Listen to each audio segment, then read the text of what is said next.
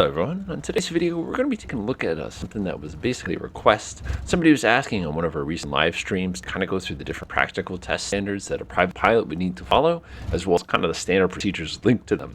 So I said, that's actually a pretty solid thing. I actually have all the books from when I did flight training back in the day. I kind of cracked a couple of them open and said, oh yeah, I remember having to do stuff like this. So we're going to be doing in this video, there's probably going to be a few parts. I'm not going to guess how many parts this is going to be because there's quite a few maneuvers.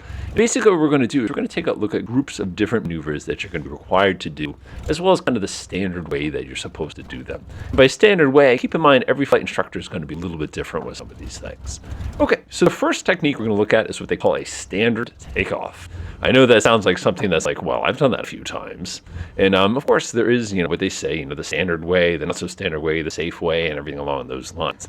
So standard takeoff is a very, very simple process. All we're going to do is we're going to make sure flaps are in the up position. Generally for standard takeoff, you will not require any flaps unless you have a particularly heavy aircraft. So what you're going to do with the standard takeoff is you're simply going to take your controls and you're going to tilt them gently in the direction of the wind. In this case, you can see we have a little bit of a crosswind today. Pretty typical. Now what you're going to do is you're going to release the brake and you're just going to smoothly push the throttle all the way forward until the engine comes up to the appropriate speed. As the aircraft begins to accelerate, you're simply going to apply right foot and you're going to gradually let out the right foot while continuing to hold your ailerons in the direction of whatever wind is present on that particular day. Once you get to your rotation speed, you're going to want to gently cancel out the ailerons. And then you're going to want to gently lift up the nose. Again, you want to hold the nose about 6 inches off the ground until the plane comes up on its own, like I just did there. And at that point, you want to hold yourself at what they would call the VX, which is going to be the greatest climb angle speed versus the greatest speed. Once you have cleared any obstacles that might be along the way, then you can go ahead and lower the nose and start climbing at your VY, which is going to be the speed that's going to give you the quickest climb rate. That really is all there is to a standard takeoff. Once you do that, of course, once you get clear of the runway, you can go ahead and take your initial turn and start proceeding towards your destination. The second maneuver we're going to take a look at is what they call the short field takeoff maneuver. Now, short field should not be confused with a soft field, which we'll take a look at in just a minute.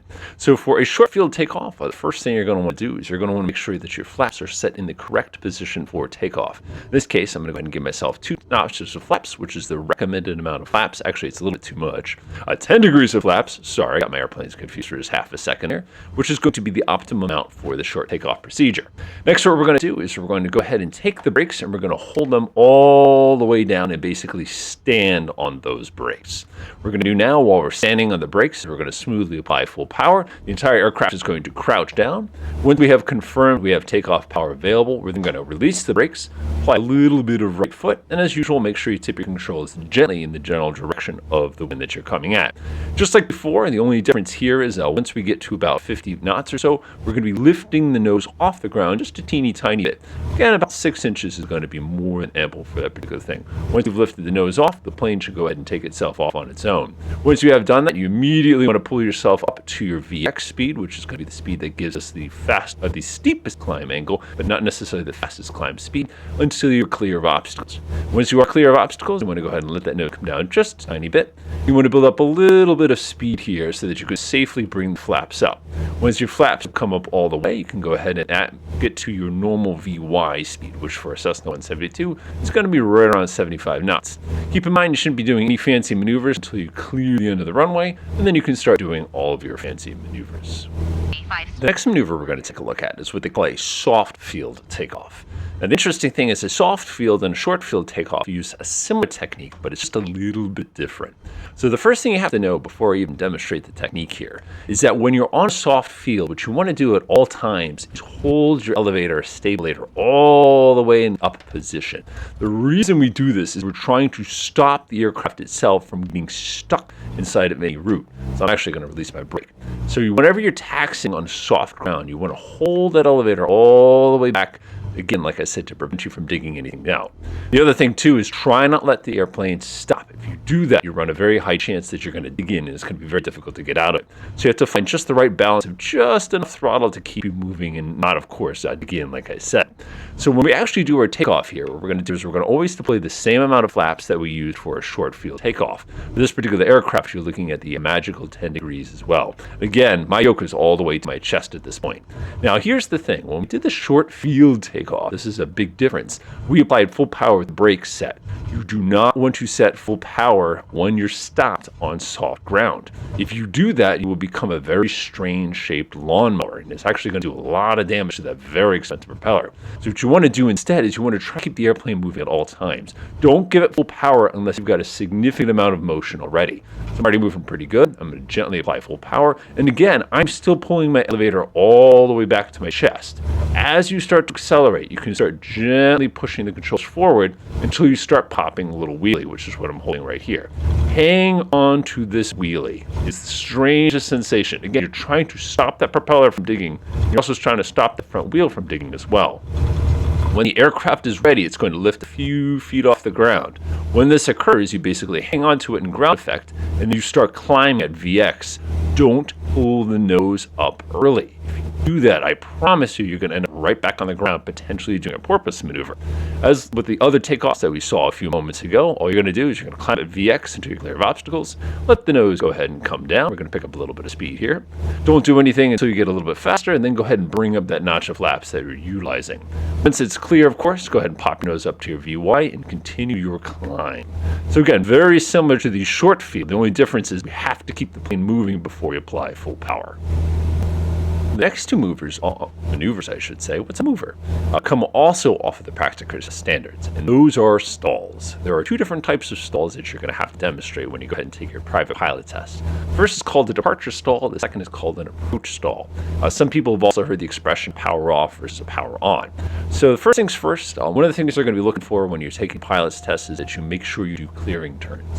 What a clearing turn is just a simple maneuver where you do a 180-degree turn to confirm that anything you're about to do that's stupid is not accidentally going to smack into something that's easy to find.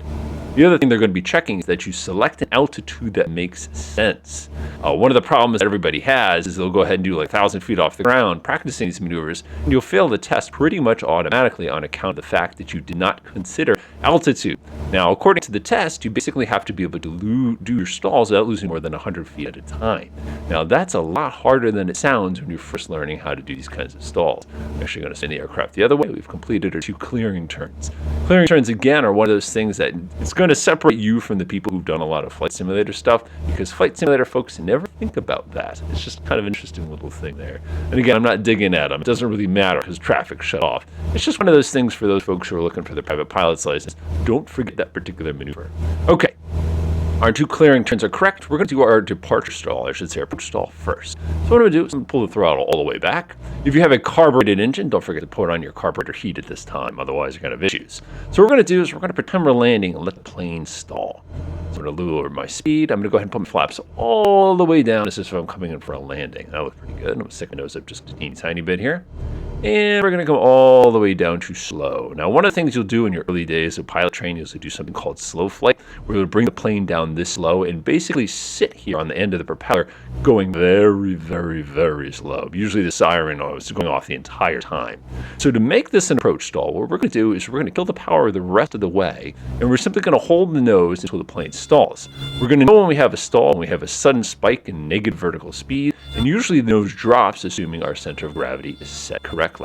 Again, we haven't actually stalled yet. I'm actually hanging on to the propeller here, barely just kind of hovering. So I'm going to go ahead and complete the stall. The recovery process is very simple. You're going to apply full throttle. You're going to level the aircraft out, fly out, and then gently milk the flaps upwards. Don't slam the flaps up. If you do that, the aircraft is just going to do a secondary stall. Don't do that. All right, let's go ahead and kill the power. There's the warning.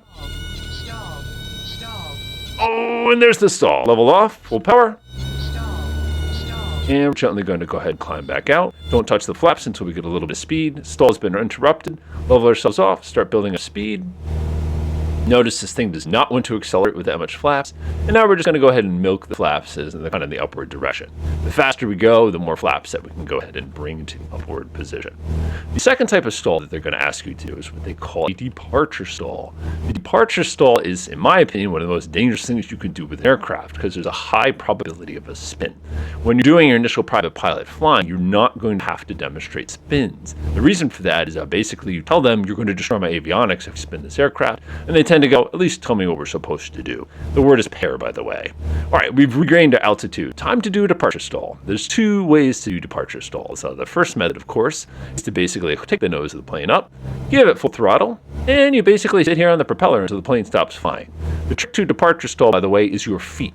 Try to keep the bubble centered. You see how I'm starting to drift? Just give it just a little bit of right foot to try to keep that centered. Do not touch your ailerons. If you touch your ailerons, you will spin the plane. Resist the urge to roll. Hold that nose up, and there's the stall. Don't touch the ailerons. Do you see how I jammed on the ailerons? If you do that, you will spin the plane. So be very cautious. So I'm going to go ahead and demonstrate that again. You can see that resistance is very real. All right, we're going to hold ourselves at about 18 degrees, which is absurd for a Cessna. By the way, the higher the angle you fly this at, the more likely you are to goof this up. All right, we got a little bit of a wind going on today. So I'm pushing my foot to the right. Push my foot. See it? See it? See it start to drop? Oh, and we caught it that time. Yes! Much better. Go ahead and demonstrate that one more time. Hold my nose up. You're going to get warnings. Start pushing that right foot. Resist the ailerons. You can see that I'm trying to fight it with my head here.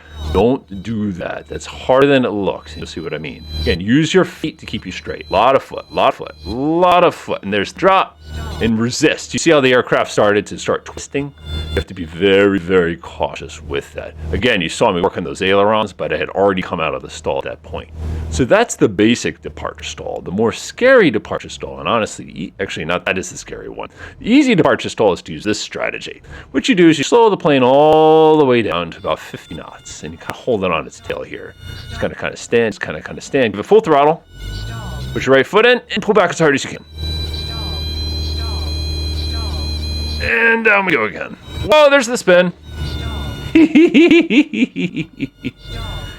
So, you're sitting there going, I thought that was the less scary one. The reality is, in the real world, you can never get that far. The plane pop, pop, pop, pop, and basically dumps you as fast as you got into that position. So again, we'll try that one again, but this time I'm going to get myself a little bit slower. By the way, look how much altitude we lost so far. So again, this is going to be our departure stall. I'm going to do it the lazy way. We're going to slow all the way down, give it full throttle, and pull back as hard as we can. Got to get this thing going really, really, really, really slow to do that, though. Again, get ready on that right foot. Full power. And just hold the nose up. See it? See it? There it goes. There it is. Again, resist the ailerons. I'm just going to use my feet to get me out of that. Not bad. So that is the safer version of the departure stall. Okay, so that's the first few maneuvers that I want to kind of share with everybody that you're going to be required to do if you ever take a private pilot test. I'm not going to lie, it is a lot harder in the simulator than it is in the real world. In the real world, you can literally feel it with your hand when it starts getting goofy, and then it's much, much easier. You can feel it in the seat of your pants when things start to happen quickly. Those two takeoffs, by the way, especially the soft field, that's a common technique that a lot of people have seen and heard of, but they never actually tried it. It's definitely worth a try yourself if you've not done that before. Again, the difference between the real world, where our propeller is $35,000, and a simulator where we don't have to worry about it as much. Hopefully this video has been helpful for you as far as kind of seeing some of those things. Again, each flight instructor is going to have a different opinion and a different way to do a lot of those maneuvers. I just wanted to kind of share you the way that I've seen it done in the flight simulator as well as experienced in the real plane before. And weeks coming up, we're going to go ahead and go through some more practical maneuvers. So we're going to take a look at silly things like turns around a point, S-turns. We're going to take a little bit about doing rectangular patterns and stuff like that as well. Enjoy.